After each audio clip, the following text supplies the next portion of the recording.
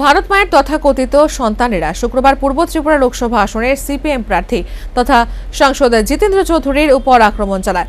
মুখ্যমন্ত্রী নেশামুক্ত রাজ্যে নেশায় টইটুম্ব সন্তানেরা সাংসদ তথা প্রার্থীর গাড়িতেও ব্যাপক ভাঙচুর চালায়।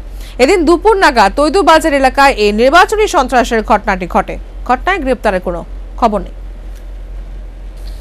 শুক্রবার নির্বাচনী প্রচার চালাতে তৈদু বাজার এলাকায় পৌঁছন সাংসদ জিতেন চৌধুরী। বেলা 1:45 নাগাদ একদল মদমত্ত দুষ্কৃতী কাচের ফাইল, রড ইত্যাদি নিয়ে হামলে পড়ে সাংসদের উপর।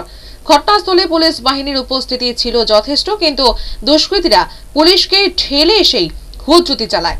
অল্পের জন্য রক্ষা পান সাংসদ জিতেন চৌধুরী, কিন্তু তার গাড়িটি ক্ষতিগ্রস্ত হয়। পুলিশের সামনে এমন ঘটনা ঘটলেও কোন দুষ্কৃতীকে গ্রেপ্তার করেনি পুলিশ। ঘটনার পর তৈদু এলাকাতেই সাংসদ জিতেন চৌধুরী সংবাদ মাধ্যমকে জানান, রাজ্যে অবাধ নির্বাচনের পরিবেশ নেই।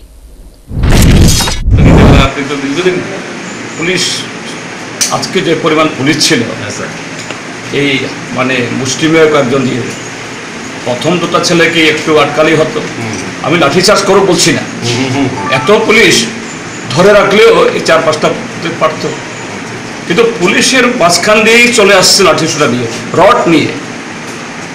একটা এই যে ইতে লক ছিললে ইয়ে হয় না, পাতলা হয় না, ফাইল নিয়ে যেভাবে আমার দিকে ছুটলো, যদি একটা লোক আটকাতো আমার ঠিক বুকে লাগতো। আমি আশ্চর্য দেখলাম, ছবি দেখলাম। আপনি ডিপিও আমাকে বলছেন, স্যার ক্ষমা করেন। আরে বাবা, ক্ষমা করার কিছু নাই, তুমি আটকাও। ঘটনায় অভিযুক্ত দুষ্কৃতীদের বিরুদ্ধে স্বতঃপ্রণোদিত মামলা নিয়ে এদের গ্রেপ্তারের দাবি জানিয়েছে সাংসদ জিতেন চৌধুরী। Bureau report, আল্লাহপুর।